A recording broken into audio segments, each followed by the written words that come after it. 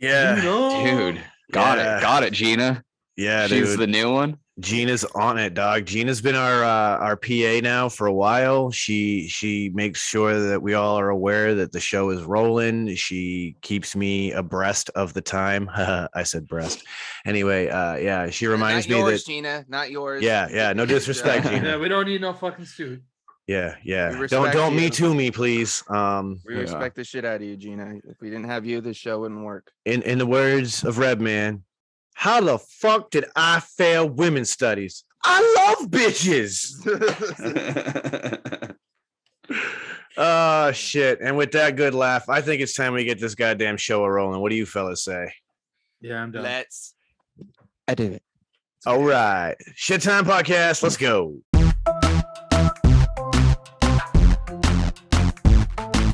What's going on, friends? It's your boy Stan Tenacious TX Vapes. You are listening to the sexiest podcast since Betty White, and now, Shedtime. God damn, that was a weak sauce clap. Anyway, welcome back, ladies and gentlemen, to another episode of the Shedtime podcast. You know the crew by now. And if you're new here, it's your boy Sean Typhon. We've got Mr. Frames Janklin and Mr. Overdrip. And as the title probably is giving away to you, do you remember this guy?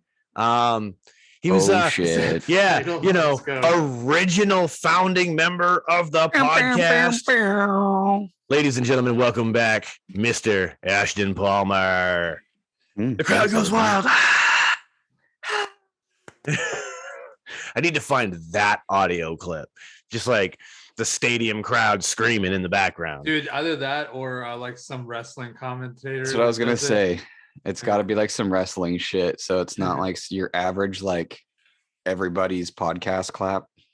Oh, trust me. I hear you there because we are not your average everyday podcast. That's where Ashton's coming from right now. He's coming from the top rope. I actually could see Ashton being like a top rope jumping kind of guy, to be honest. Like if he was a wrestler, he'd be extreme. He'd be like the Spider Monkey. Ashton the Spider Monkey Palmer off the top rope. Palm Tree Palmer coming in for the dude, that's your finishing move. Oh my god, I love it. Oh my god, Palm Tree Palmer. Yeah, love it. That's what they called me in the 6th grade. Was Palm Tree.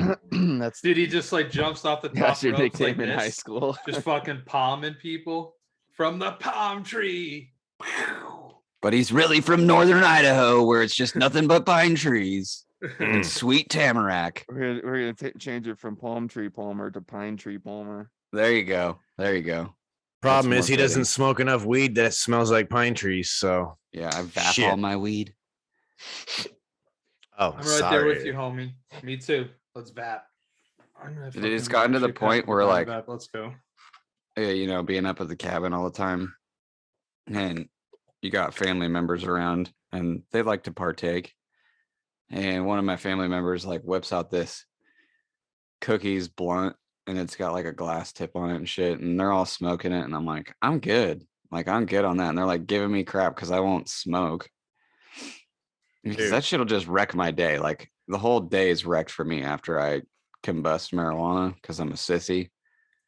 And then I whipped out my Dynavap later, and I tried to give my buddy some that tried to offer me the blunt, and I was like, he's like, nope, I hit one of those last time, and I was done.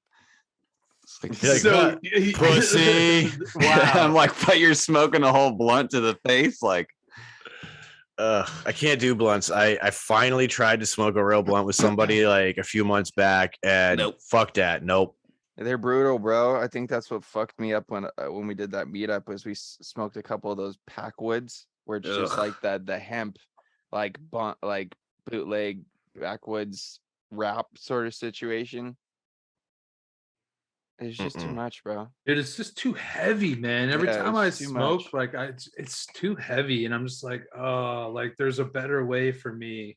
I'm not even saying there's a better way for everyone, because like whatever. I'm not gonna be that person that's like trying to like tell people what to do, but just know that those options are out there, people. Like I think that's like what I really always try to get on the horse whenever I'm around people that are like actually like smoking.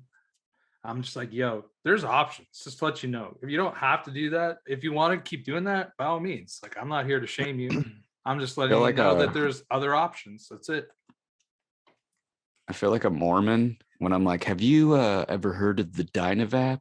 Or have you ever heard of vaping? It's like knocking off people's doors. Yeah, dude, like my neighbor, we got a new neighbor word. and she smokes cigarettes. And I came in the house the other day and I was like, do you think I should go do my Mormon spiel to the neighbor about vaping?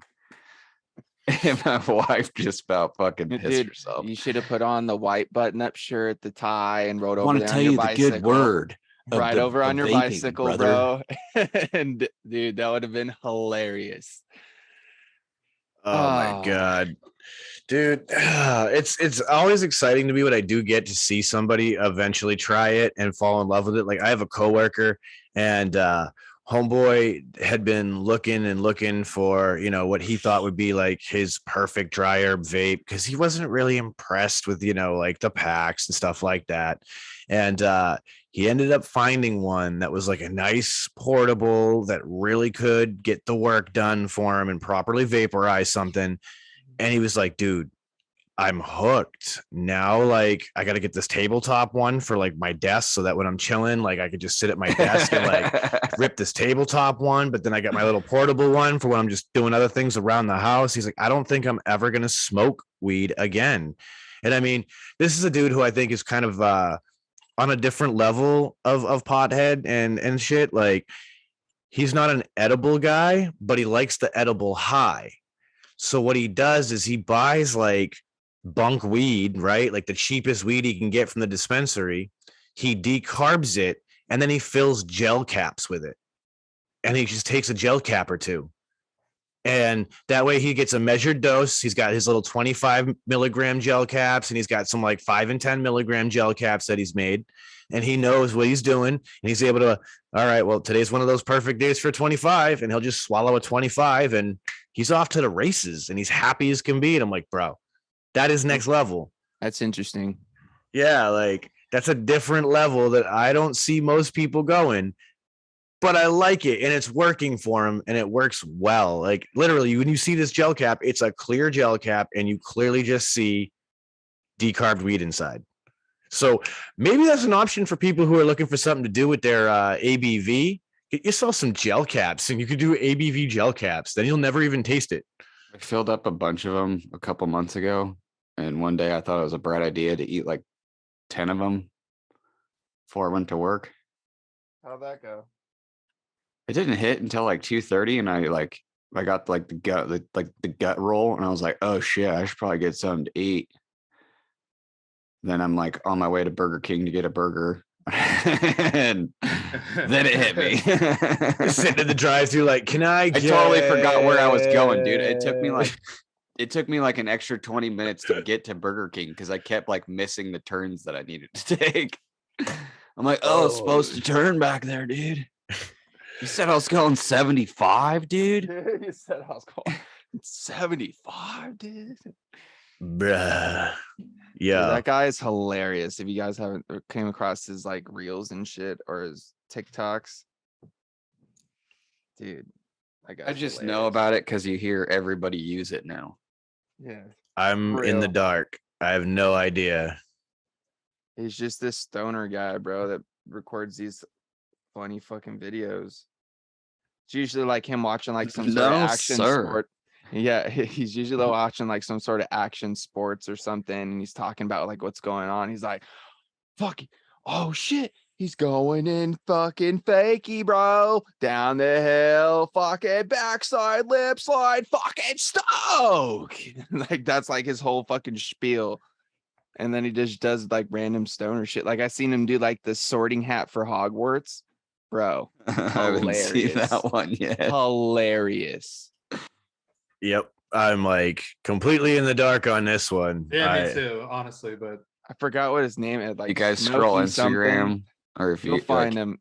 Yeah, if you scroll Instagram and you just notice that one day your Instagram's not Instagram anymore, it's all of a sudden TikTok, you'll hear everybody use that audio.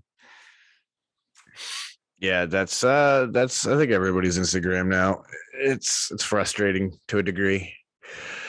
I'm not a fan. I don't really use it all that much anymore. I post once or twice a week.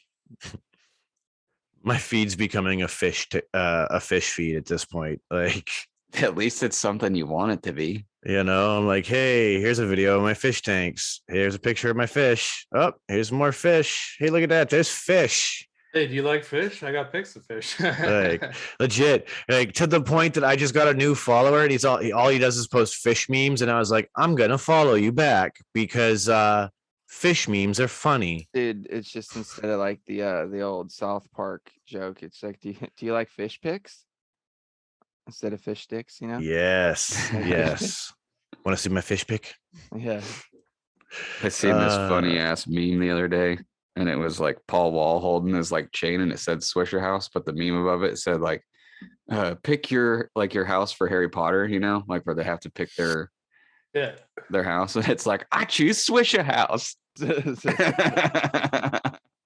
Yikes. Oh man, I feel like a lot of people really think that like that is the average pothead stoner, right? Like talking about this whole like Instagram, TikTok people. Like I found that somebody sent me this video of this chick who goes like, all of a sudden she looks at the camera and she goes, I just realized I'm a casserole. I'm full of random shit and I need to be baked. And like it made me laugh enough. I was like, let me go follow this chick, see what else she's doing, right? And like she's just this goofy fucking pothead chick, and she same idea as like what we were just talking about. She makes these goofy videos and stuff. Like there was one bongs out of random shit. Yeah, like she was like I just watched one. She was like, I wonder if I can make a smokable cake. So she had like a cake and she like bored out a shaft through the cake and then stuffed a bong bowl in it and started ripping it. And she was like, oh, it works. And she's like freaking out and dancing around and shit. And I'm like, I really think that most of the general public thinks that's all potheads.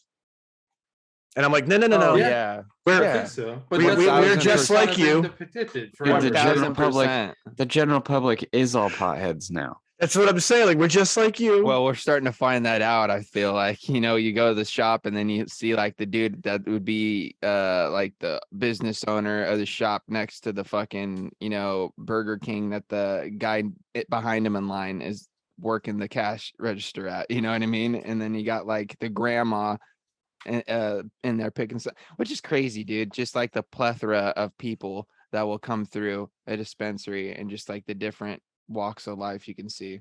Yep. It's not even that though. It's like if you go somewhere in public or just anywhere and you'll look around and you'll see people just ripping fucking carts everywhere now. Oh yeah. And I'm in a legal state, so it's like I just feel like more and more people, and it's like more okay to like talk about it publicly. Yeah, too. It's like alcohol now, dude. More widely getting more that accepted way than ever before. That's why. Yeah, it's like people aren't like they wouldn't whisper it. You know what I mean? Like think about how much more it is accepted than when it was when we first started this podcast. How many years ago? Like we were at the almost of the infancy of it getting to this point, but now it's even. 3 years later, it's fucking crazier.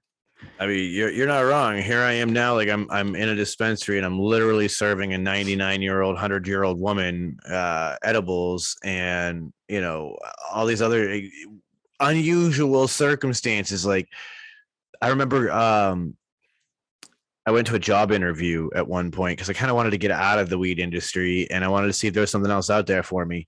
And as I'm in the interview, the fucking head of that office happens to, do his usual, open the door and introduce himself to the person being interviewed. And he looks at me and he goes, wait, don't you work for that weed store in this town? And I was like, yeah, that's me. He's like, holy crap, dude, I've told everybody in here about you. Like, you were so amazing. And I was like, this is a dude who heads like, a 7-8 figure a year business. You know what I mean? Like we're talking big money. And fucking he was one of my customers, and I didn't even realize it. And so it's crazy. Like heads of multi-million-dollar companies to the grandma next door, they're all using weed now, and they're all talking about hey, did you hear about Rosie over at the senior center? She started using these little edibles, and now she sleeps better than ever. No more waking up at 3 o'clock in the morning. You should try it, Gladys. It's amazing. Like it's wild. Dude, actually, you know what? Like, not necessarily like that age of people, but when I was down at my parents' cottage this summer, like last month, the next door neighbor, who's actually from Ontario, he's probably like in his like mid to late 60s, and he was talking about like how like he's been like kind of getting back into it after not really being into it since like the 60s or like 70s, I guess. And he's like actually he's utilizing it to like help him cut down on smoking cigarettes and cutting back on like maybe taking as many pills.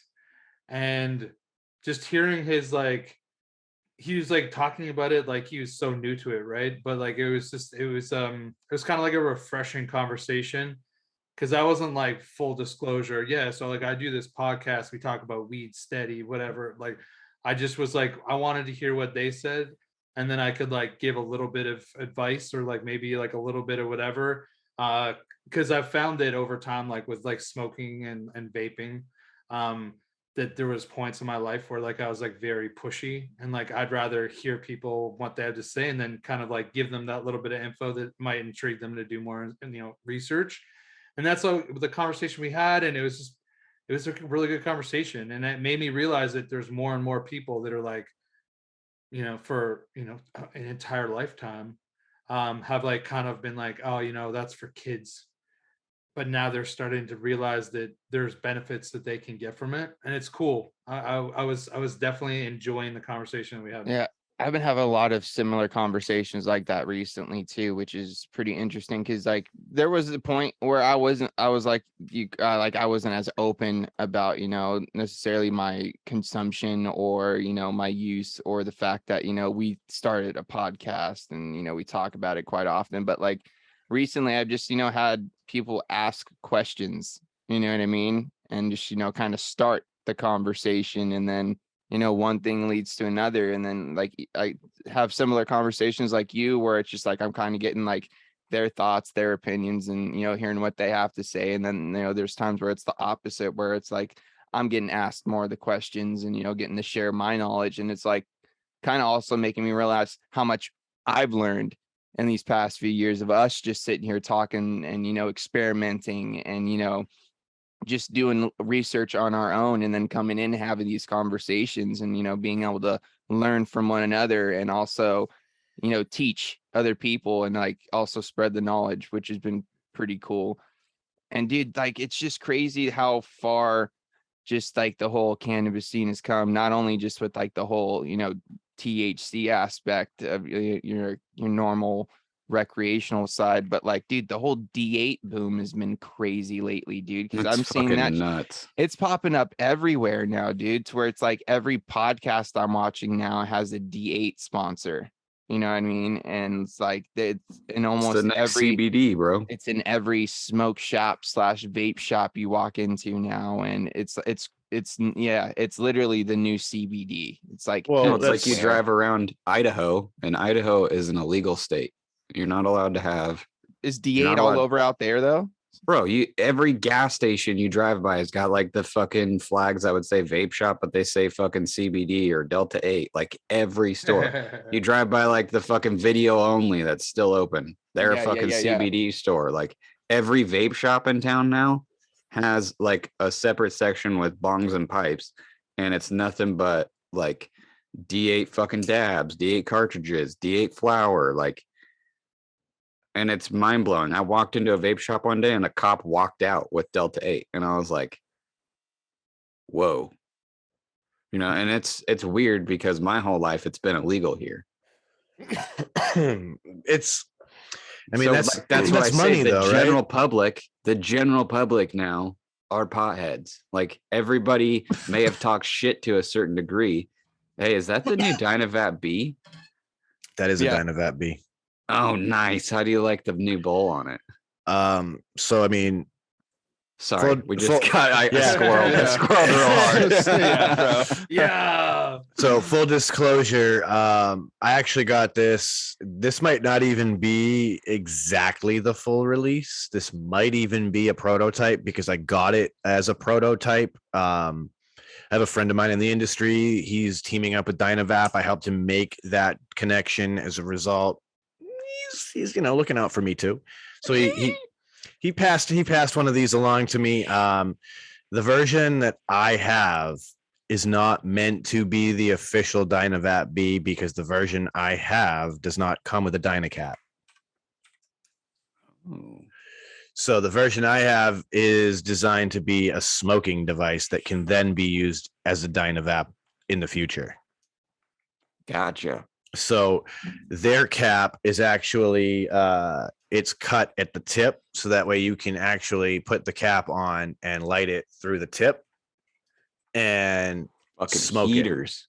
it. And interestingly enough, I was even telling them, like, I thought it was interesting that with their cap, I could still vape it because I know what to watch for as a routine Dynavap user. Yep. But yeah, like the whole click disc is not there. And so like you're heating it and there's not going to be a click. So you're just basically watching the vapor start to rise and go, I should probably stop heating this now and see what happens. And you're like, oh, Yeah, some serious fucking heaters. but I definitely love the little half bowl. Because I mean, I can still get just as many vaps out of that half bowl. I've proven it to myself using the 2020 in half mode. So like I love that. I think that's awesome. Honestly, my favorite feature of this is that it's the silicone body. So it never gets hot. That's true. No Yesterday, heat transfer. When I went and rode, I went up and over Canfield Mountain, came down like a newer trail, and then rode back around to the neighborhood and then came up where I usually go ride. And I got up to the top, and I'll usually get to the top, and then like on my riding pants, I have like this nice little zipper pocket on the side that fits my sick Dynavap and my sweet little torch from Dynavap.com, by the way. These little torches, pretty sweet. But it's perfect pocket size. So I get up there and I'll just take a nice little bass drop and then chill for a minute and then ride. But it was kind of weird because I pulled it out of my pocket, hit it, and it started like smoking pretty bad on me. And I'm like, oh, fuck, it hasn't even clicked yet. But I got done ripping it and I was like, this fucking base and tube is way too fucking warm for that one heat cycle. So I think it was just from like the friction of it being in my pocket and like moving around. And out in the heat and everything. Yeah, too. it was kind of getting warm. It was already warmed up. And then I just like hit it with the torch and it was like, I'm sizzling, bro. Like, y'all better rip that shit. Yeah. You're already cooking, bud. Oh my God. But I had a bunch of keef in it too. So that keef was probably what got warm and like just keef, baby. just fucking boom. Oh man, I'll tell you what though. This is the first weed I've hit in 6 days now. Took myself a tolerance break, had to get my head straight, let my chemicals come back to normal. And just 2 clicks on a Dynavap. And I'm already beginning to feel something work its way into me. Dude, you know what I find honestly? Like, so like obviously like my tolerance levels is like fairly fucking low, right? But because I wait until like the evening, and when I say the evening, I mean like sometimes I'll wait till like 9:30, 10 o'clock. But I just try to like finish my night because that's what allows me to slow down enough to actually get to sleep. So I'll probably hit like 3 or 4 bowls, like from like 9:30, 10 o'clock till like 1 a.m. And I don't know if it's because I wait that long or just because that's what I do on a routine. But dude, like after the first one, like I'm already like pretty touched. And by the second one, that's when I'll like put it down. I'll like basically do a back-to-back bowl. I'll be like fucking pretty stoned. Zinging. Yeah, dude. And then later I'll like finish the night off with like 2 more kind of idea.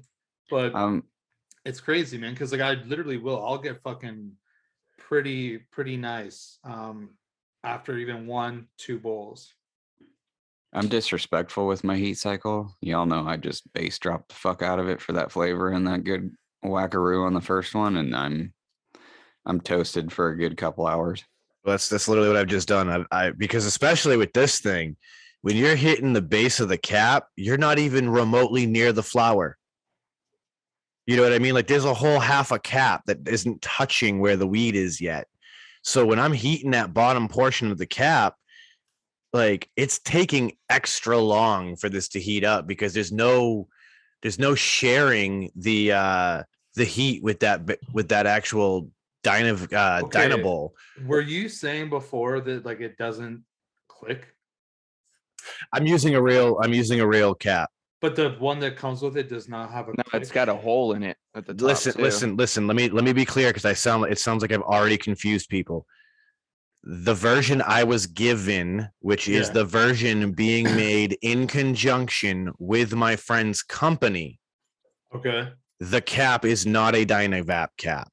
But the one you get with the B is a cap. Yes. So when you order from Dynavap, we'll have an actual Dynacap on it. Sean just got something separate that's like a side thing. Yeah. That's just using the same platform. Yep. And so that's the thing. I just want to make sure I'm not confusing anybody. No. I was confused, but no, I'm not. Yeah. Okay. Because as soon as you said that, I was like, shit, I think he got confused. Yeah. So like, this is my actual Dynacap. This is my captive cap. It's on this because obviously I'm not going to use it as a smoking device. She is. And yeah, so like, that's the thing I find so interesting about it is like, you've got one heat fin. Here, I can yeah, that's what I was gonna say. That's what I'm most interested about is that the base of that bowl is like a full solid piece of stainless. So yeah, so also like I feel like that's just more my speed because I run mine in half bowl all the time anyways. So like you got to figure when this thing is on, you can see, oh man, it's focusing on me.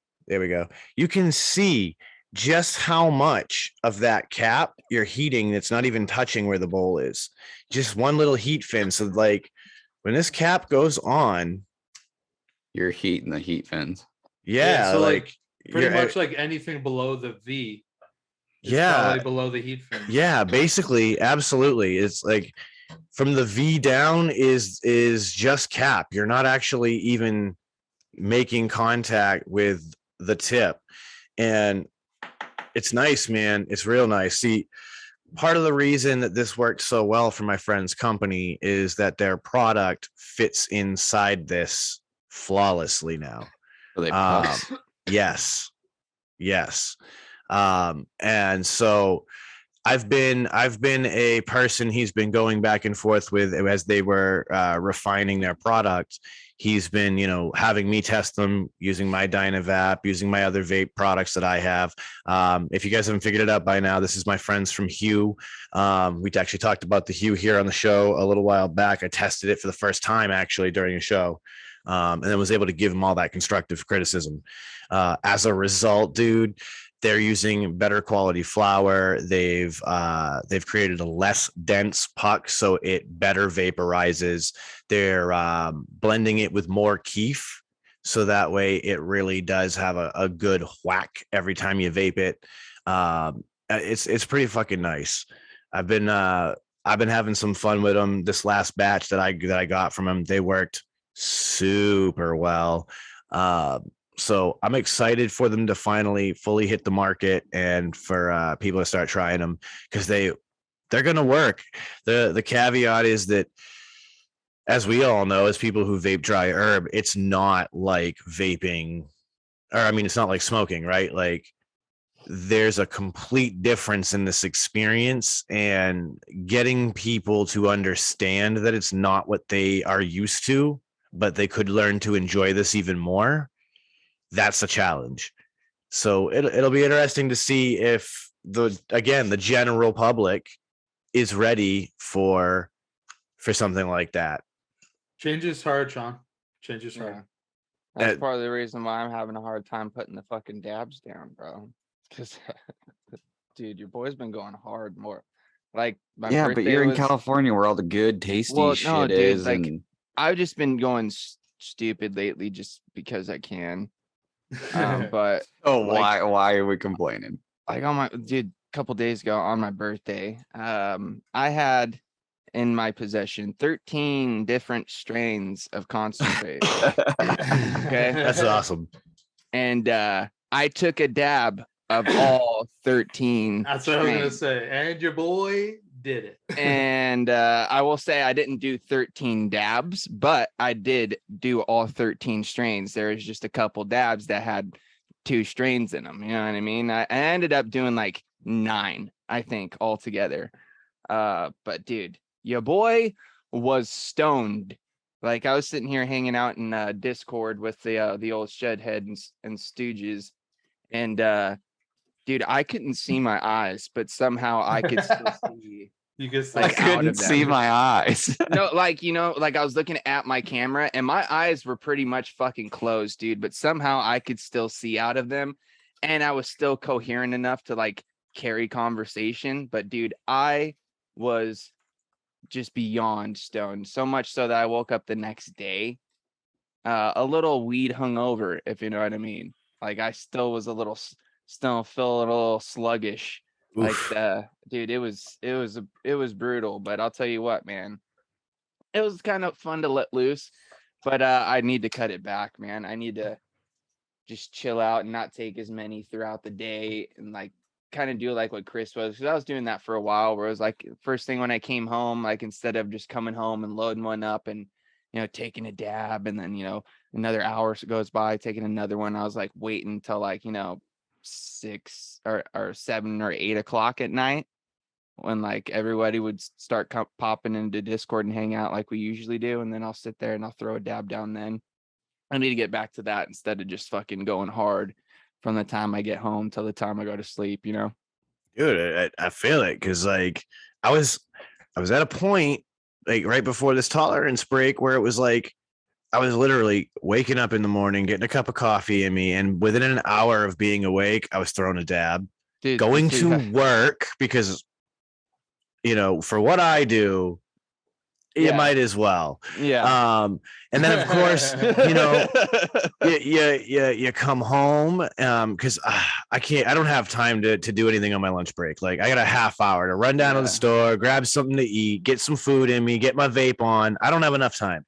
So like I can't fuck around on a lunch break. But then like, you get home and it's like, all right, cool, I'm home. First thing that you want to do once you put your shit down, you go grab a dab, and then, you know, you go do something around the house. Hey, it's a good time to do a dab. Hey, it's a good time to do a dab. So hey, I earned that dab. I just fucking did the dishes. Yeah, I earned that. I'm pretty much the same. I don't do the morning one just because like I'm getting up fucking early as shit, and like I'm usually waking up right when I gotta be leaving, so it's like I ain't got time to do shit but get dressed and fucking put my boots on, you know what I mean?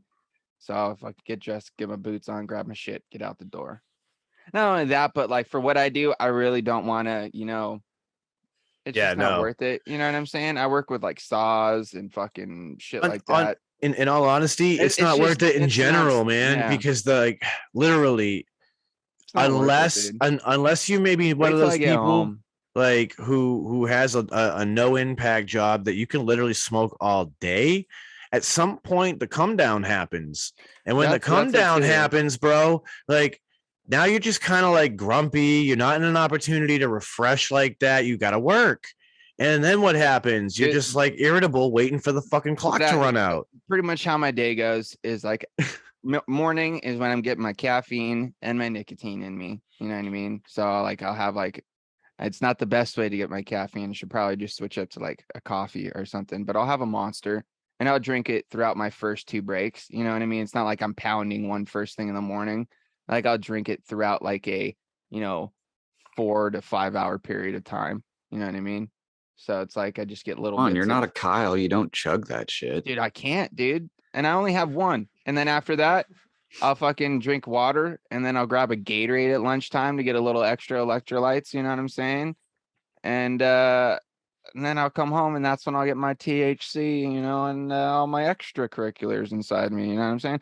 But which is only THC, to be honest. I don't really drink that often. But the only thing I drink a lot of, my dudes, and it's getting out of hand, is the old sody pops. I'm getting fucking, it's bad, dudes. It is honestly, it is fucking bad. This is James like coming clean moment. It's like, all right, it's so bad, like, guys. Like I'm looking here. I'm drinking too much pop. I'm looking here at my desk just from what I had last night. I've got like 7 or 8 cans of sodas, empty cans sitting here on my desk from last night, dude. Well, because that's the trick of soda, right? It's loaded with sugar and salt. So you're drinking it because you want to cure your thirst, but it's just keeping you more thirsty. It's because I get baked, dude, and I just sit here and just pound them because they taste delicious, and I want something to drink. You like the way they taste. And I don't blame you, because most of those. But here's the thing: what I need to be doing is, have a soda pop. That's fine, but for every soda pop, have like 2 bottles of water. Or like 2 cups of water. Just split the difference or something, right? Like I love these things, these friggin' body armors, man. The body armors are pretty delicious, dude. But I will say, Ashton actually got me on. I have one right here. These guys, I'll wait till he gets back to ask him about them. But they're like the Gator Light. It's like Pedialyte, but Gatorade's version. Oh, shit. It's like a rapid hydration thing. And I picked these up just to try them out because Ashton said something about them. He said that they like really help like keep up your hydration or whatever. But let me tell you what, bro. This shit is salty, bro. Salty. Like it's really? Like someone it's weird, bro. The first time I took a sip, I was like, wait, did I have like a bunch of like sweat or something on my lip? Like that was woo. Well, remember, salt is an electrolyte, and and then I looked at it, and it's got fucking damn near 500 milligrams of fucking sodium in it, dude. Whoa! It's got 490, but it's also got 350 potassium, 1040 of what was that, chloride? 105 magnesium, 120 calcium. So it's got a bunch of shit in it. And like the flavor's not bad, but it is just salty, dude. Yeah, like that's for like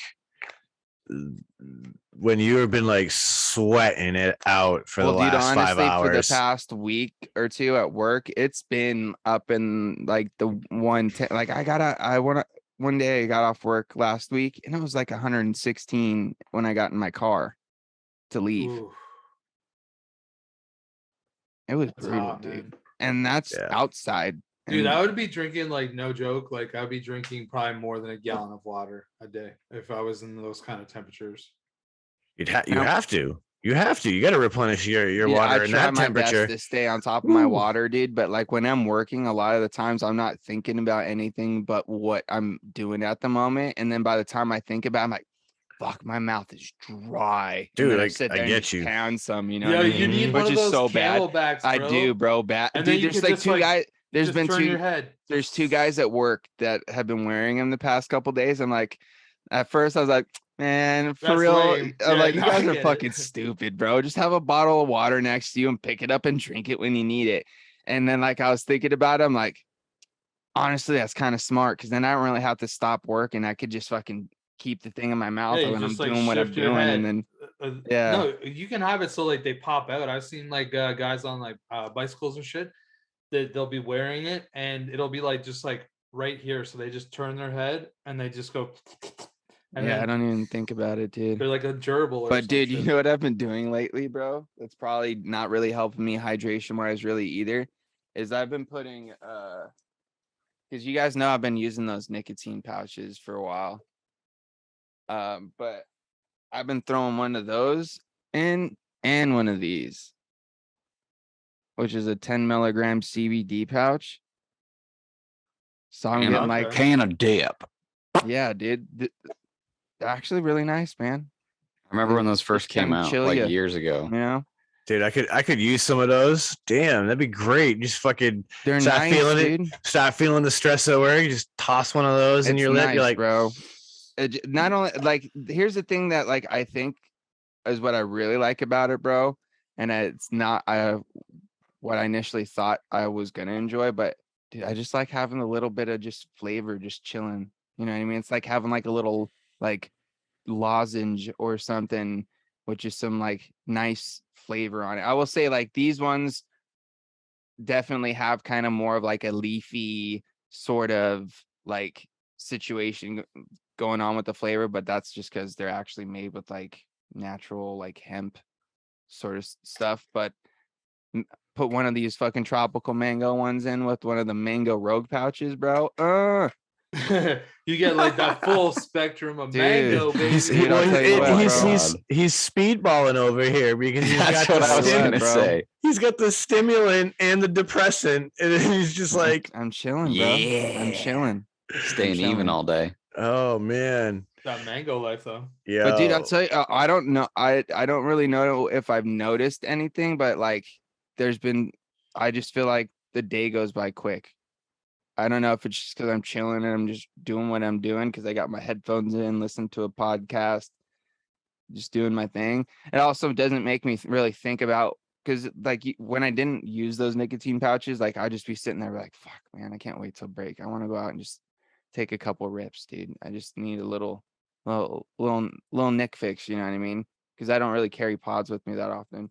But I don't think about it. You know what I mean? And then I go out at break time and I'm like, oh shit, yeah, fuck yeah, I could take some nice fucking rips right now. And then just vape my whole break, come back in, I'm good to go. Dude, like when I used to smoke, right? That's like how my day would be like literally planned around like smoke breaks. Like that's literally like I would have it all planned out like in the morning kind of thing. Like I'd be like, okay, I woke up, let it smoke, have a shower, have a smoke, go with the dog, do this, do that, whatever, the whole day. And now it's like I don't even think about like vaping really. I just do it whenever I'm like, oh yeah, that's right, I need to vape. Like I feel like I need to vape and I'll just vape or whatever.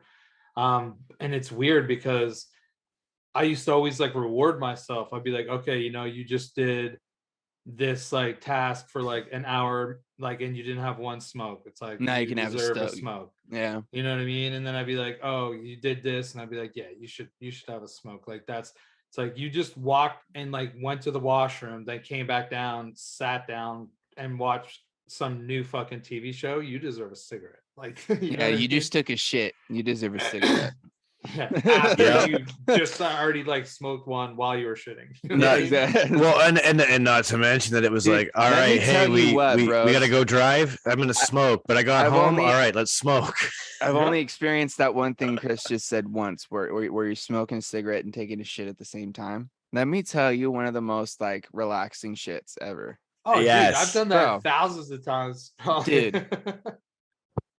Dude, because we moved out of the house I grew up in when we were kids, and like I threw like a party at the house like after we all moved out, because like fuck it, dude, I've never thrown a party in this house. I was like, I gotta at least have like one before it's over. And I was like, well shit, there's nothing in the house that's gonna get fucked up. Hopefully none of my friends are gonna do anything stupid to fuck anything up, like in like on the house, or like break any windows or doors or nothing, which luckily didn't happen. At least I don't remember anything like that happened. But like I was like, hey, do you mind if we smoke in the house? And she's like, just have if you do, make sure all the windows are open. And I was like, dude, it's like, what, that's like, okay. First thing I thought of was, dude, I want to just like sit down and like smoke a cigarette and take a shit, dude. Never done it before. Did it, bro? Changed my life. Dude, you know what? Awesome. Honestly, like, you know what peaks that is like when you're sitting at like somebody's like place, right? It's like when you get a smoking room in a hotel. Outhouse, dude. No, an outhouse. And you're just chilling in an outhouse, like hungover as fuck, just like taking shit. Smoking like back-to-back cigarettes, bro. Can't say I've ever experienced that, dude. Especially like my one homies, they had this one and it was like up on this hill and it kind of overlooked the water and like nobody could see in it and there was no door on it. So you just be kicking it and you're like looking out over the trees down onto the lake, like the view is fire. And like you just be sitting there with no door, fucking, pants around the ankles, just smoking your cigarette. Just letting her rip. Yeah, dude. And just thinking like, how fucked up am I gonna get today? Bro. Being totally free. Oh my god. Destroyed. You know what I mean? Dude, it is amazing. So talk one about day a breeze between I the will knees. have that. One day I'll have that. I won't need a fucking outhouse, but I will have an outhouse just for that exact like retro vibe that I will just be like, oh yeah, but I won't smoke a cigarette. I'll just dynavap or like they. It's like Rick on Rick and Morty makes his own planet with like this fucking golden shitter like out in the middle of nowhere in this beautiful planet. It's great.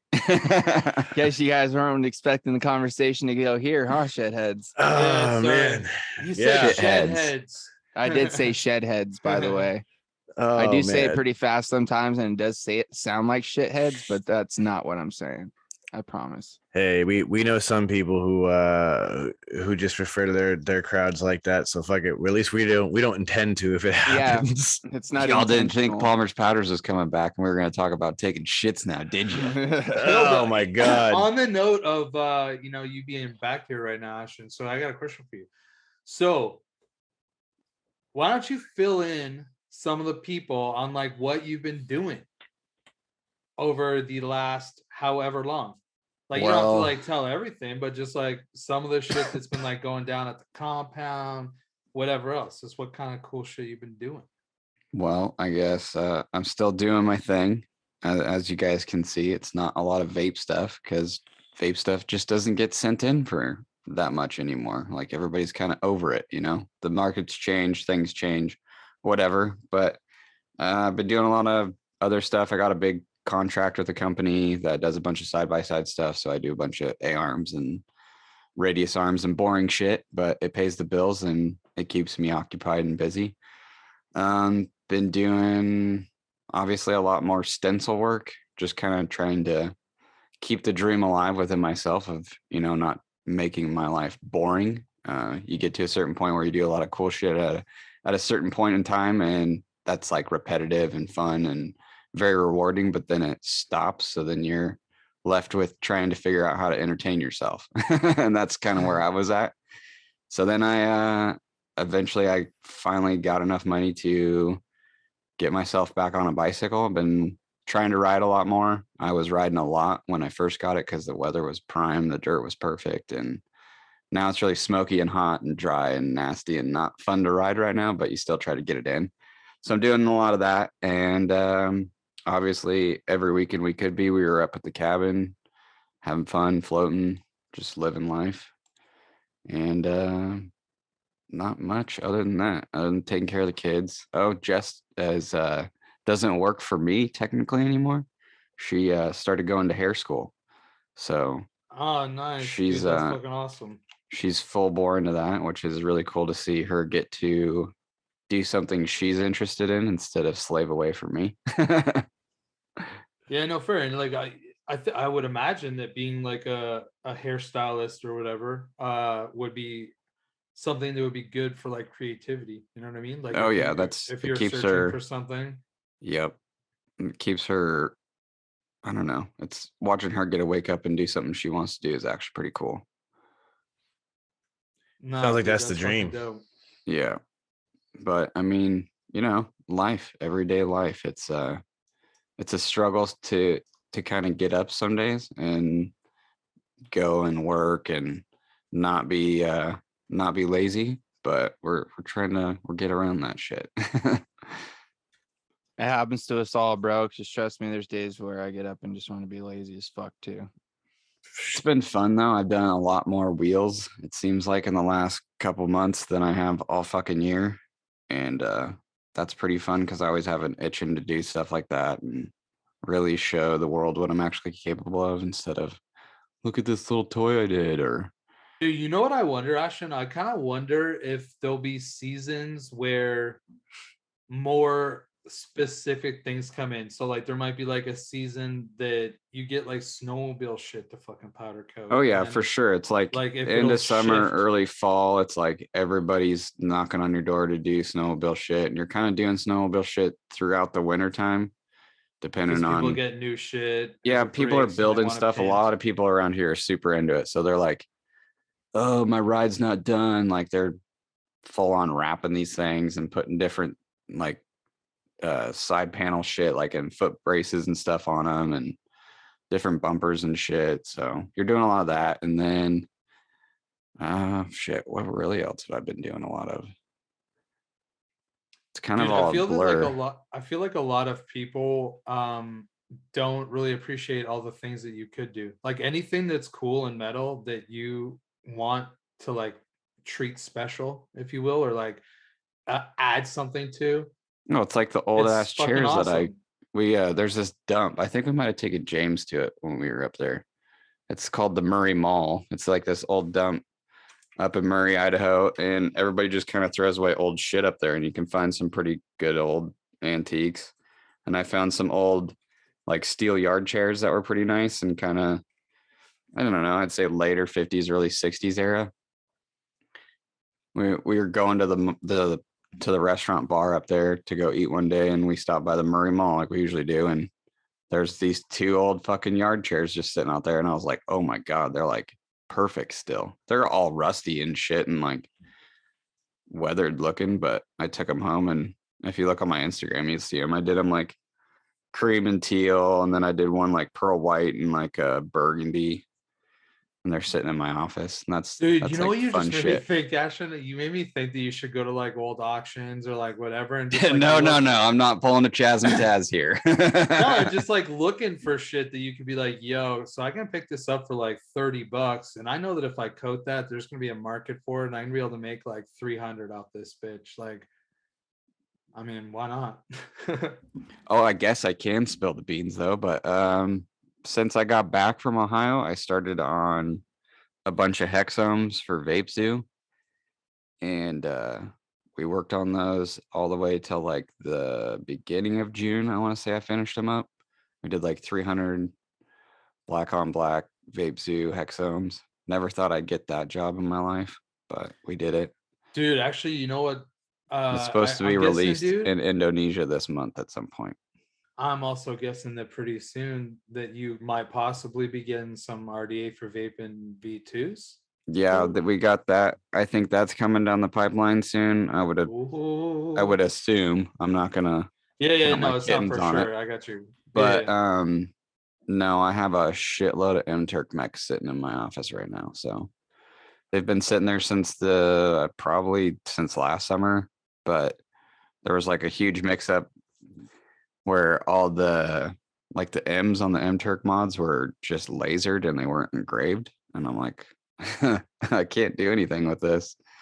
So then they'd sent me a bunch more, and I finally had the time to go through and see how much was there and what was what. And now that's kind of gonna come back around. We'll have another batch of that stuff. I think it might be going all to Dubai though, but I'm sure Either way, some of though, it will like it's stay still here. some more vape shit. I mean, that's kind Yeah, of it's cool. still alive, but it's more, It's like shit that really more isn't alive available. outside of North America. Yeah, it's just not available here. I would assume. Other than I would think the new RDA for vaping will be available here. At least there's something cool coming down the pipeline for you. Yeah, I mean, I don't know. It's not like for me, it's like, it's awesome. I still love this shit, but I think as the industry is in America, it's like there's that niche market of like our hardcore consumers like us, and people that will still dig it and still love it, and it's awesome. But I mean, life's kind of moving on for me personally, and like I'll still always be here. I'll still always love it and try to be involved, but it's kind of like for me, I'm kicking a dead horse that's not alive anymore, and it's turning to dust. And to like stay relevant and like have peace of mind myself, and like have those points where I'm like feeling good about what I'm doing and I'm doing what I want to do instead of like, fuck, what did I get myself into now? Then that's kind of where it's at for me. Just trying to keep it fun and not turn it into a job, I guess. Yeah, man, you get that luxury too, right? Like working for yourself is definitely a pretty awesome thing, but I do totally feel you on like what you said before. Some days it's like hard to be motivated, and it's not even because like you might not enjoy what you're doing. It's just people are allowed to be in bad moods. People are allowed to not feel motivated on occasion. You know what I mean? I'll be straight up honest with you, dude. Like when you get to do whatever you want every single day of your life, it kind of gets boring And then when you do get to have fun, or you do like not necessarily have fun, but like when you get to do what you want to do for a living, and then you don't work on the weekends, that becomes kind of depressing. Like if I sit at my house, like now that especially that I've gotten a bike and shit, if I just sit at home and I like watch YouTube or I watch Instagram and stuff, I get so fucking and blown out, and like I'm not being productive. Like, and then I get really hard on myself. So it's kind of like a weird balancing act of creating, like, you got to take that home shit. You got to take like being at home when it's time to be at home, like just as much as it's fun to be at work or on your bike or whatever, or at the cabin. You know what I mean? Can't have fun all the time. And that's kind of like what my life's been too much lately. Yeah. Well, dude, this wise man once used to have like a catchphrase that would probably ring true to somebody like yourself right now. And they used to always say moderation is key. It is very key. Touche.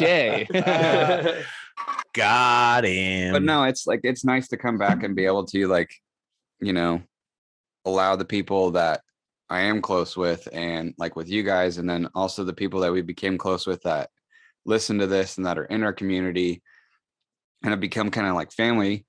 It gives them a better idea of, what I deal with on a day-to-day basis. Like everything might be peaches and rainbows on Instagram and Facebook from what I'm doing for myself and my business and my family and whatnot. But trust me, life is, it's normal for everybody. And there's still those days where it can be shit and can be depressing and it can be filled with anxiety. And I'm not gonna hide that shit. Like people got to realize, like, feeding the Instagram monster and whatever it is to be relevant or have like that convenience in life. Even. Yeah. And if you're consistent with it, it does get tiring. It does get fucking exhausting. It is like, it's so like when you're trying to run any kind of operation and you are going to rely on social media as part of that, which any business that sells anything has to do, it in and of itself is a full-time job. It is exhausting. Like Dude, you know what? It's honestly, it's one of those things is like where you talk about people that are influencers and like people always hack and we be like, you do fucking nothing. You just like fucking do this, you do that and whatever. But it's like, that is got to be stressful because you guys are talking about it. Yeah, you guys are trying to do other things in addition to doing that. Like you're actually providing a service from it and you're doing it all yourselves. But dude, well, like that's what I'm stuck competing with. Like I'm stuck competing with influencers, and then I'm also like I'm in between like competing with real deal shit and real, like competitive people within the industry that do awesome work. I'm not discrediting that. But then you're stuck in between like this industry of, then you have like the influencer side, and the influencer side is getting a fuckload of work because they're influencers. You know what I mean? So it's like, what line do you tread, like, and what line do you tread and not like relay too much of your actual life to the world, Well, and that's the thing, right? Is like, you have to do that sort of thing. Like you end up having to create a character, and that's the character that you're playing. Circus. And exactly. And then, like, all right, get it back to a mental health aspect of that. At some point, it becomes so monotonous and tedious that like you kind of forget where the real man starts and the character ends. And you start to like literally lose your sense of self. And now you're like, all right, well, can the real dude please stand up? Like, can the real Slim Shady please stand up? I need to see him real quick. Can we have a conversation, a little sidebar, Judge? Because it's like something ain't right.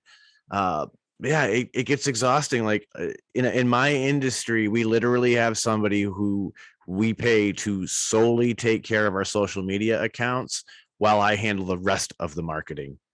Mm-hmm. It's draining.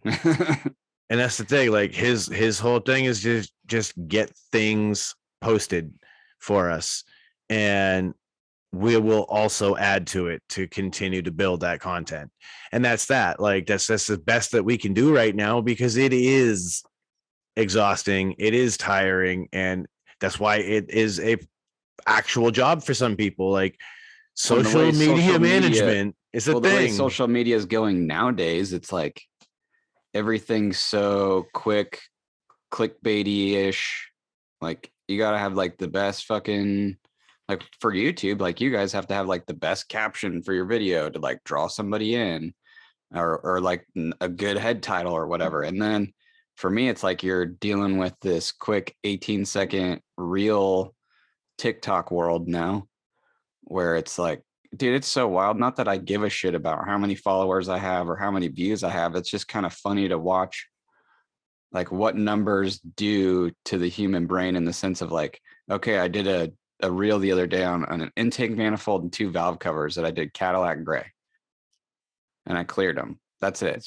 And I put a good song to it, and it got 11,000.4 views. And then I do like these fucking sick ass Chevelle wheels the other day. I did a set of 2-tone wheels in like 10 hours. I blasted them. I fucking primed them. I based them with chrome, pulled them out, sprayed them black with the fucking to 2-tone them, and wiped them and vacuumed them, made sure it was all clean.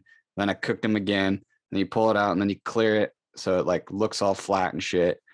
And I thought like, damn, this stuff's going to blow up because it's a sweet old wheel, whatever. Dude, it doesn't even have 1,000 views. And it's like the shit you pour your heart and soul into. This is the thing, don't bro. matter. When it comes to social media, like you can't really look at the numbers and all that shit, because all that's gonna do is it's gonna create that state of mind that you're talking about, where it's just like you're like, fuck, dude, this thing is gonna blow up, and then when it doesn't, you're feel defeated because you're like, Yep. damn, I put all this work or whatever into it. Honestly, social media is built for people that are searching for validation.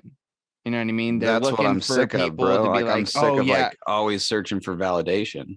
yeah, and that's And what you it don't does. feel like is you it, are. it either it serves the people that are looking for it, and then it also makes people turn into that. You know what I mean? Just because it's all about numbers, it's all about views, it's all about eyes, it's all about followers. And if you don't have any of that, then you're not doing anything in the platform, and that's when Yep. people start feeling fucking defeated and shit.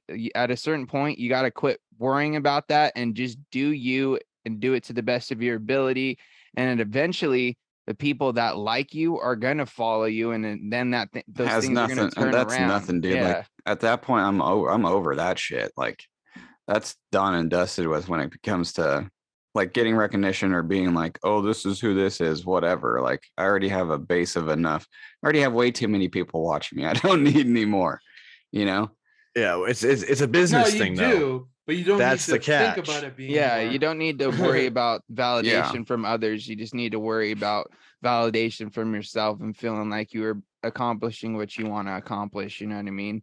And that's like really what it's all about. Like I want to and go as long and as keep doing the things that I love to do, but like it's like trying to just do shit that's never been done before, and that's what I've always loved in to the do. ecosystem that is the world now with social media. I Exactly. get it. It's hard. I totally get it, bro. There's always a bigger fish. Mhm. Yeah, they're always, and now it's easier for people to see it. You know what I mean? Which makes The it harder. cool thing for though is I a feel lot like of other people. like being here on the podcast and the green room is like the basis of like me coming up in like the powder coating industry, starting to see what I was doing.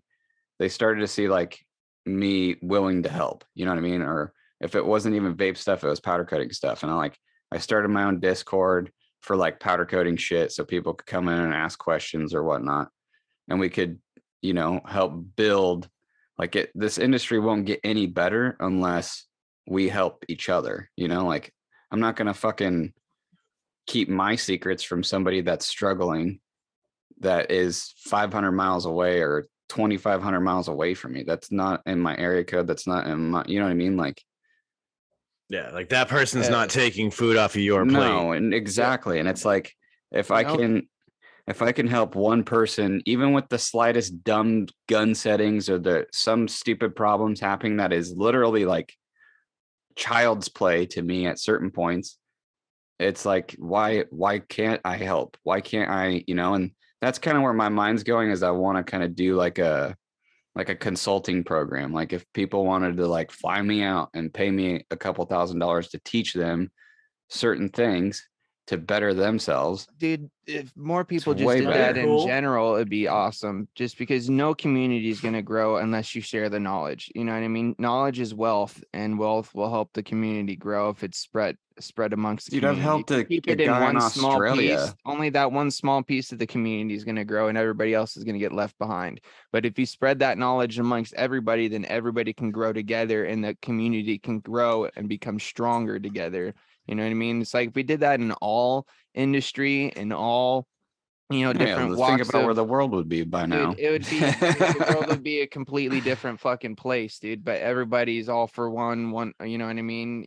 Every man for themselves, and it's I mean, unfortunate. there's certain things that I cannot teach people over the phone or on a Zoom call or in a video. Like, you have to have a general understanding of how things work. But I mean, there's a couple people, and one dude in particular, TP Performance out of Belrat, Australia. He listened to like a powder coating podcast that I was on a couple years ago, and we've just been chatting ever since then. Like, just he's like asked me this question or that question, or how did I do this, or what did I do wrong? And I've watched this dude in a short matter of a year, like, conquer certain things that took me 5 years to figure out, and like, if I can just help the next dude that's wanting to feed his family and get the fuck out of a shitty job to, have mental freedom or whatever it may be, then yeah, I'm gonna definitely help people. Like, I don't want to see you teach struggle. the next generation, bro. If you don't teach the fucking knowledge that you have to the people coming up, then fucking how you expect the industry to grow? Fuck, I think the next generation of powder coating is gonna blow It's gonna be anything gnarly, out bro. of what I've done. It's gonna make me, like, what I've done, like, look like child's play. Just think about how far it's advanced in the years that you've been doing it, and the technology that's advanced in the years that you've been doing it, and just, dude, it's going to be like, bro, it's like tenfold. skateboarding. Look at these kids right now that are like 9 years old doing 900s. Well, yeah, that shit's crazy. But I'm following this kid, looks like a little Nigel Houston, and he's like 10 or 12, and this kid's like smithing like 12-foot rails and shit, and just gnarly stuff, and you're like, what the hell? And these kids are doing it repetitively. Like, they watch all the stuff we watched and grew up watching, like Mouse and all this other stuff, and then like all the chocolate and the girl stuff. Like, that's like in their back pocket as like 10-year-olds. Well, think of it though, like all great thing about the technology. skate community, though, bro, is like the skate community, especially now, is so much more accepting than it used to be, and people are teaching each other. And Well, that when you go and watch a skate 5 contest, blocks, bro, like a fucking Starbucks. yeah, you go watch a skate contest, somebody lands something, the entire arena goes nuts. And it doesn't matter who it is, bro. It could be anybody. It could be someone from the amateur rounds. That's it could like be one of the pros. One of my guilty pleasures I've dumped into is watching all the skate stuff, and like watching the 9 Club all the time now. Yeah, I would watch a lot of like Braille skateboarding shit and stuff sometimes too. And like they did like this little meetup, and it was just literally at this random skate park in Ohio, and it's just kids from every age, every skill level, whatever. And all of a sudden they start like this big old crowd, and it's just like everybody's going out there and doing a trick, whether it's a fucking just straight up ollie to a fucking crazy hard flip to a fucking dolphin flip to like whatever, dude. And just anytime anybody got close or landed it, dude, everybody went nuts. And it's just like, it's cool to see a community build each other up like that, even though, some may be on different skill levels or in different paths as far as, the sport goes. Like, everybody. Well, that, and then we got like fucking like skate games are making a huge comeback again. Like Sessions is really sick, Skater XL, and then now Skate 4 is coming out again. Or it's not Skate 4, it's just Skate. But I'm a nerd, dude. That's all I've really been. Like, I've been watching a bunch of skate shit. I watch a bunch of like video game simulator stuff. Yeah, but you know what, man? Honestly, there's been times in my life where I thought that shit was fucking awesome as fuck, and like I could see myself even getting back into them. Like, dude, I was like a total skate nerd as a kid coming up, because that was like the golden era for everything. Like, even like, you know what's funny? Like, I'm starting to realize how big the 90s were, though. Like, I would watch all that stuff too. You know what I mean? I was just older. Like, I was just 10 years older than you, but right. I remember thinking that same shit. Like, I would always be just watching Like all those It was, videos. and that dude, was like what YouTube, our it just childhood kinda was, came though. out, Was like, fucking extreme sports era. well, dude, remember when like YouTube came out? Like, I remember like going on there and finding like any kind of old skate video, any old snowboarding video. I used to be like, yo, I remember this video. I can't find the VHS. I'm gonna go on YouTube. And then I'd watch like Project Stomp Down and I'd be like, Dude, yo, let's watching the go. Baker 3 video. Dude, Yeah. all that shit, bro. I remember even Oh, actually have you watched a like year Chris ago, I watched, Jocelyn like, stuff lately? dude, a year Dude, ago, just I any went of and those watched guys. every Holy Dustin shit. Dollin thing that I could find on YouTube. And I spent like probably like 3 evenings watching Dustin Dollin skate because I just always loved his stuff. And he was a mess of a Yeah, he's human from the Piss Dude, Drunks, I was bro. watching this video the other day of this kid from Japan, and he's like the new best freestyle skater. So like Rodney Mullen, but times 10, bro. This kid is fucking gnarly. Gnarly, bro. He created his own trick, dude. It's called the Well, it's like, Eupha spin or some shit. It's nuts. That kid from Canada too that wears a helmet and shit and does a bunch of the old freestyle stuff. Andy Anderson. Yeah, that kid's rad. Good old Andy Anderson. I was watching him yesterday, dude, trying to do this crazy fucking rail. Part of the rail was fucking broken and it was taped together. And then the other part of it, it's like this like curved rail that, and then it randomly in the middle of it, it's got this two crazy kinks. And he's not like skating and like alling onto it. No, he's like standing up on the end of the rail, finding his balance point, putting the board down, and you're just slowly scooting down until he gains speed to fucking grind down this fucking long ass fucking kinked crazy looking fucking rail, dude. It's just fun. Like, it was fun to watch when I was a kid, but now you watch like some of these skaters and you're just like, holy fuck. And it's so fun to watch. Like, I don't give a fuck if you ride a bicycle or if you're a dirt bike rider or you're a snowboarder or you're skier. I watch it all, bro. Like, there's no bullshit anymore. And like, you can watch it all and it's just, it's so, I'll be in the scroll hole for hours, bro. Like sometimes I'll stay up till like 3 a.m. I'm like, I gotta watch the next video. Or like I went on this huge thing, like, you know how Jason Lee was a skateboarder before he was an actor. Yeah. And I went down this YouTube hole of watching like all this old skate footage of him, and like when Costin started coming around and stuff. And it's just so wild to think of like, holy shit, like skateboarding started, what we know of skateboarding was basically from like that mid to later 90s era. Dude, I've been listening. That's like when that crazy shit started coming around. Have you ever listened? You need to check out the Hawk vs. Wolf podcast. It's Tony Hawk and Jason Ellis. And they're having like all like the old school guys on, like Christian Lasoy, Rodney Mullen, like fucking Steve Caballero, like all those dudes from like the original Bones Brigade days. Yeah, those like are like some of the these original like shit. yeah, some to even like some of like these newer people that are coming out, like some of the new Birdhouse skaters, to like some of the people that are like competed in the X game, or not the X Games, the Olympics recently, and like just hearing crazy stories about like the old school demo days, and like, you know, the like the actual like upcoming like of skateboarding and how it actually like turned into what it is now, and like hearing these old, you know, legends talk about how crazy advanced the fucking sport is now, and seeing these young cats doing shit that they can't even imagine doing, dude. That's pretty much what the 9 Club is, but it's all the old like street skaters. Yeah, but it's just kind of cool to hear like those two guys talk about it, because like they're like fucking OG legends. And then like I listened to like some of the 9 Club stuff. Like I just listened to the which one, the Sheckler one a little while ago. Yeah, that one's a good one. What there was another one I just listened to recently. The Bucky Lassick one, that was pretty good. Yeah, too. Bucky's was good. Bob's is good. I've watched a fuckload of them. I've wasted a lot of time. I listen to a lot of different shit though. But it's like, I think it's anything of that nature when you see that there's such a community pull to it, and it can be anything, but if you watch it and you can see that community, it like, you're like, it's so comfortable to sit there and watch it and listen to it or whatever, you know. It's like it's a good way to pass time.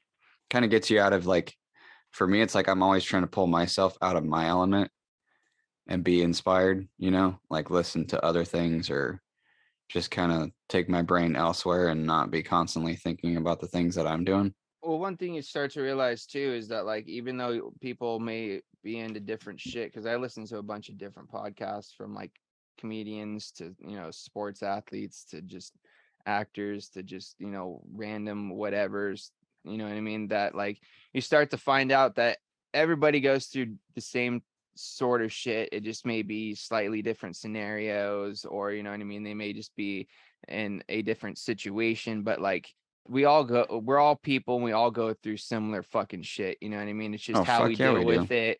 And just hearing the stories and the adversity that a lot of these people have gone through and how they've persevered and continued to be able to be successful through them, because a lot of these people that you see and you like look up to, you don't understand, have probably come through some fucking rough ass backgrounds that you may actually be able to vibe with or understand, because you go through some similar shit and be like, you know what, it's inspiring, because then you start to think, well, man, if these guys were able to pick themselves up out of these fucking holes or wherever they were, fucking bouncing from couch to couch to couch to being broke to having money to being broke again, and then figuring out a way to make it back just through pure perseverance and just grit, and it's really inspiring to make you think like, you know what, I may be in a fucking real rough situation, but it's only as rough as I let it be, you know what I mean? There's always ways to look at it differently and try to make your situation better. It's just whether you have it in you to do it or not, you know what I mean? Dude, mindset can do a lot of shit for you, man. Yeah, Mindset can do a lot of shit, like you 100%, dude. But and one thing you also understand too, because there are some stories that you hear where some people are fucking down for a long time before they're actually able to figure it out. And then, you also realize that, sometimes it does take time. It's not going to happen overnight. You know what I mean? But sometimes you got to give yourself the time to figure it out. You know what I mean? You can't just give up just because it's not happening like that. You know what I mean? And that's something that I try to tell myself, because that's something I used to do all the time. I was like, I just like, fuck this. It's over. Shit's done. There's nothing I can do. It's fucked. Yada, yada, yada. Dude, it was but like now I'm starting to look at it, be like, time in 10 years. You know what, man? It may be bad now, but things can turn around if I let it. You know what I mean? If I don't let it and I just continue to stay in this fucking shitty state of mind, then that's when things are going to go fucking downhill. Yeah, you reap what you sow, brother. Yeah. And it's taken me a long time to learn that. And, you hear through these stories that you hear from these different people that, it happens like that for everybody. And it doesn't happen at the same time for everybody. Sometimes some people learn those lessons quick. Sometimes it takes people decades. You know what I mean? It just shows you that everybody's different. You know what I mean? And, you just got to figure out your own way to cope, and through listening to other people's perspectives. Just remember, but when you do get to that point of like, oh, this is bliss, then comes a whole nother level of shit that you have to deal with.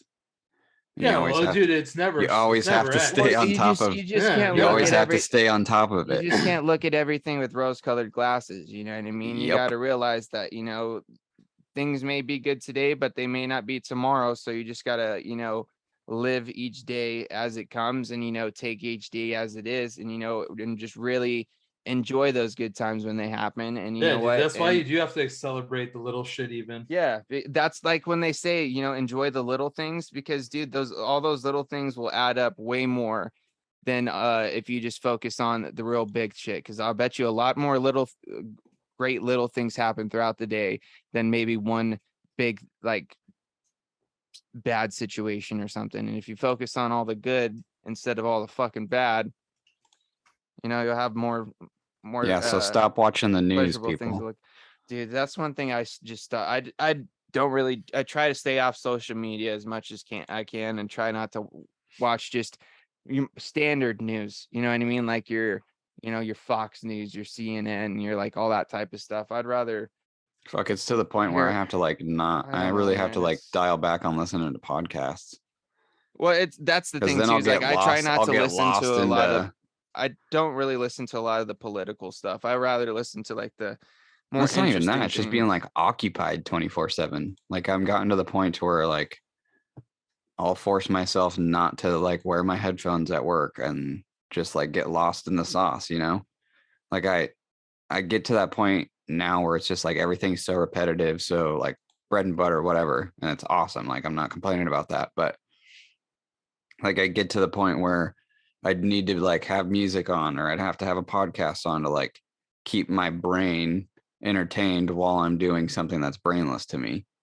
You know, like if that makes sense. Like I always like get off on learning while I'm doing something for some reason. And whether it's some fucked up political thing or whether it's something about UFOs or whatever, but then I feel like my brain gets to a certain point to where I've consumed so much data that I have to just go like fucking sonar and just like turn the radio off, turn everything off, and just do my thing and be like, oh, this is how my hands work.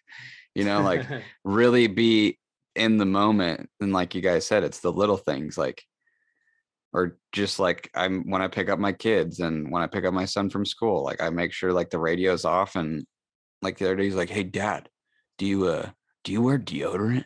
It's like first day of fucking 5th grade. And I'm like, yeah. And he's like, I'm wearing deodorant now, dad. And it's just like, it's those funny things, you know, or like yesterday, like I was asking him, I'm like, what do you want to be when you grow up? And he's like, well, I think I want to be like a glass blower or like make swords or something. And I'm like, oh shit. Like one of my best friends is a knife smith, and then a bunch of my other friends are glass blowers. So I'm like, oh, looks like you're gonna learn how to make some pendants here soon. Well, shit, man. I mean, in the world of pendants, you know me. I'm a big glass addict, and I mean, well, so there's a picture of this on my Instagram. You can show him because at least this is something that's, you know, family friendly and safe. But like he's got plenty of pendants, dude. That's what I used to do all the time when he was a little baby and shit. I'd get him like a whole hemp necklace, and I'd get him like a pendy every time I go to the shop, and he knows all about it. He knows all about it. He's not dumb. But that's kind of like one thing. I'm like showing him like banjo stuff to where you can't really tell what it is. So I'm like, this is what real glass blowing is. And he's like, I could do that. And I'm like, okay, let's do this. I'm gonna just go buy a torch and a bunch of shit. Fuck it. Send it. Teach him young. Fucking house on fire. And that's one thing. Like if he learns how to like blow glass and, you know, fume some stuff or whatever, like, and he can learn that by the time he's 15, 16, and then, you know, innocence will go away, and then he's going to be like, okay, now I know what glass blowing is. Hey, I can do other things with glass. Bro. Like as long as you graduate. Oh my God. Yeah. You got to graduate, and then you can do whatever you want. You got to get smart before you get dumb. Dude, if that's the case, I'll set him up a little section in my shop. There you go. There you go. That's what I'm saying. I'm just going to start buying all the tools now, and then be like, yeah, this is what this does. Go put him into a bunch of classes and stuff first. Let's melt some glass. Yeah, there's a bunch of glass blowing classes out here. Dude, love it. I was always inspired by glass blowing as a kid. I love that there are kids that at that young of an age are still inspired by it. And that and tattooing. It's modern day alchemy, man. Like that's the coolest thing about glass blowing is it's literally modern day alchemy. You are taking these raw elements of nature and you are literally transforming them into something else. That's what like I think the wild thing for me, it's not the fact that he wants to do it or like that he like, yeah, there's a cool fact that he takes interest in it. You know, like I've been waiting for this day for my son to see something like, you know, like I want to see what makes this kid tick and shut up. And I think it's a lot of it might have to do with like, you know, the area we're from and like how much glass is around here, like from Seattle to here to Oregon to California. Like it's almost like in our ecosystem. It's almost like in our blood for some reason. You know, and it's like kind of weird to think that like, you know, 10-year-old kid, that's like the last thing you would expect a 10-year-old kid. Like I was expecting, oh, I want to make video games or, You know, I want to build computers. I want to be a tech guy.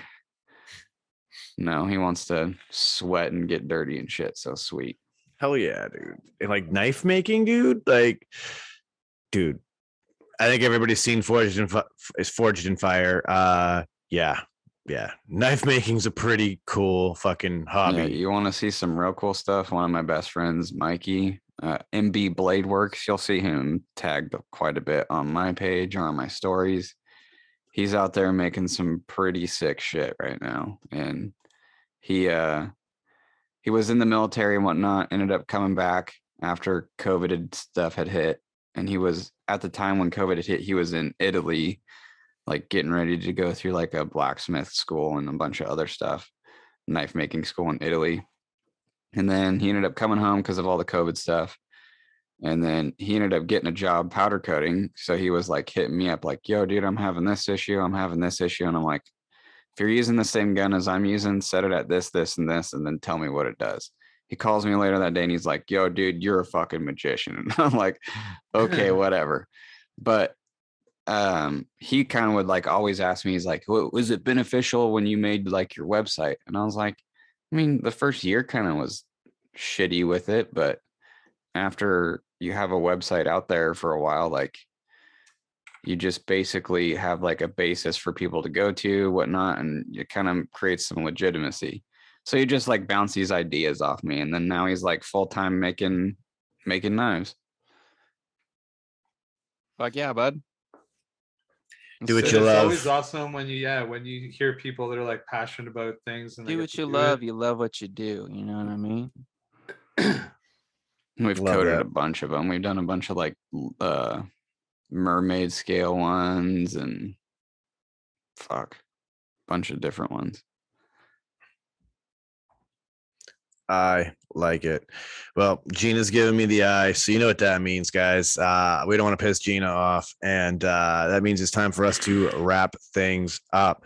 So, guys, first and foremost, thank you to all the listeners for tuning in. You guys really are the real MVPs because you keep coming back for this, and we couldn't be more honored. So I'm gonna do what we always do, send it around the room, and because Ashton hasn't been here in I don't even know how long it's been. I'm gonna give it to you first, bruh. Well, big thanks to you guys for always having me back. I always have a spot on the couch when I need it. It's nice to have that feeling. It's good seeing all you guys again. Shout out to all the listeners, all the new listeners. What's up? I'm Palmas Powdas. And if you guys don't know where to reach me, it's at Palmer's Powders anywhere, or just anywhere, or palmerspowders.com. But that's it. Thanks for tuning in, and I'll pass it off to Uncle Chris. Well, I'm just gonna say love episodes with you, bro. Love them. So thank you for coming in. Hopefully everybody enjoyed. Hopefully everybody's had a pretty solid weekend and weekend, I guess, now at this point, probably whenever you do hear this. And have a great week. Like, that's my goal for everybody. I want everyone this week to have a great week. So I'll be cheering for everyone to do that. If you guys want, you guys can check out our good old website, shedtimepodcast.com. Feel free to do that. Of course, there's every link that we got on there that has anything to do with the show. You can stream the show from the website. There's basically everything you want on that place. Go check it out. Hit up our Patreon if you got a couple of extra dollars, that'd be fire too. As for just myself exclusively, you can check me out on Tuesday nights on Mixing It Up on the KVTV's YouTube channel. And then with Sean, James, and I, you can check us out on Fringe Neck and Vapors YouTube channel for the Green Room Friday nights. And lastly, I will say, if you guys want, you can hit up my personal website and try some of my e-liquid if you're into that kind of thing. It's UncleChrisTestingGrounds.com. Use coupon code Shedtime, and I'll make sure to pack your order with love. And with that, I think that's everything. So live your best life. James, take it away. All right. Shout outs to my man, my brother, my dude, Mr. Palmer's Powders, for joining us, man. We missed you here on the podcast, dude. We love having you on the show, dude. So whenever you're free on a Sunday, you already know. It's gonna start getting cold here, so I might be hopping dude, in on a regular basis again. Do it, bud. Do it. I know I'd love it. The boys would love it, and I'm pretty sure the Shedheads out there would love it as well. Of course, like Chris said, check out the Patreon if you guys want to catch the video, because there's video of this podcast. We get to show off what we're, dabbing on, what we're talking about and stuff like that. We share screens from time to time, so if you guys want to check that out, as well as getting some awesome discounts, like over there at UC Testing Grounds, there's an amazing discount code over there if you guys want to grab up some of his liquid, as well as some giveaways and stuff that happen over there from time to time as well. If you want to get hooked up with some stuff, go check that out. And of course, it does also help support what we're doing here. Helps the podcast kind of do its thing and gives us opportunities to reach out and possibly get some other guests and possibly do some other ventures in the future. So go check it out. We greatly appreciate that. Of course, you can check us out on Fridays, like Chris said, as well on my YouTube channel, Frames Janklin Vapor, on the YouTubes for the Green Room, as well as you can catch some vape reviews there if you guys are interested in that. Other than that, I'll be back here next week for another awesome episode for you guys, getting stoned, getting some good conversations and just vibing out with the boys as we do, sending out positive vibes, crisp high fives, and as always, a little dab will do ya. Sean. Oh, yes. So one last time, ladies and gentlemen, thank you for tuning in. Thank you to everybody here today, because this has been a glorious episode. We ran a little long, and, of course, Gina was being considerate. So that was a beautiful thing. We appreciate you, Gina. So yeah, one last time, shedtimepodcast.com. Everything is there, from the Patreon to our social links. It's all there. So go peep it. And with that, I'm going to bring it to a close and say, don't let the bastards get you down. Be cool. Don't be a dick. And whatever it is that you do, try and have some fun, because it's the Shed Time Podcast, and we're going to roll on up and roll on out.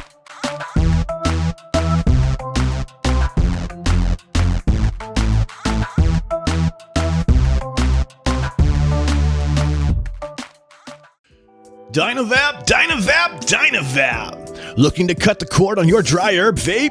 Dynavap. Trying to get the best taste from your herb? Dynavap. Ready to take your sesh to the next level? Then meet Dynavap, the best way to vape your flower or concentrate. Concentrates? That's right, your flower or hash can be vaped using Dynavap. Check out Dynavap.com to learn more. That's Dynavap.com. Lose the ash? Dynavap. What's going on, Shedheads? It's your boy, Frames Janklin. Are you looking to step up your match game, or have a raw copper, brass, or stainless mod or RDA that you're absolutely tired of polishing? Then you need to go and hit up my man Ashton of Palmer's Powders. He does some absolutely amazing powder coating work. He offers many different colors and finishes at an absolutely killer price. This man is taking powder coating to a whole new level, and he can make your setup an absolute masterpiece. You can go follow him over on Instagram at Palmer's Powders, and you can go check out pricing on his website, palmerspowders.com. That's palmerspowders.com. And as always, let's just vape on, Shedheads. I want you to think of your favorite rebuildable right now. Yeah, okay, so you have a layer cake in your hand, and now you're about... Oh, sorry, yeah, that's not everyone's favorite. That's just mine. So think of your favorite rebuildable atomizer. Think about how good of a vape it produces for you. Now, take that and amplify it. And the way that you amplify that is you put in some Breezestone coils. Breezestone coils are handcrafted in Adelaide, Australia. They're made from some of the finest quality wire that you can get. I believe it's Wire Buddha. You take those coils, you take them out of that phenomenal packaging that clearly shows how much care that Adam puts on the quality of his coils and the insurance that you get them in good shape. You put them in that favorite RDA, and guess what? You have coils that now sing better than Celine Dion. Go check out Breezestone coils. You can find them on localvape.com and also steelvalleyvapors.com. Suck, dude.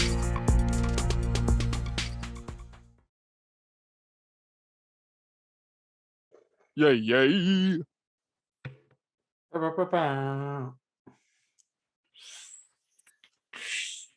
Beautiful. Are you using the bonus Bobby? That is a banana patty. Yes, sir. Nice. Beautiful. Nice. Bang a dude. That's vintage. Dude, it is vintage, but it's so fucking fire. You know what I mean?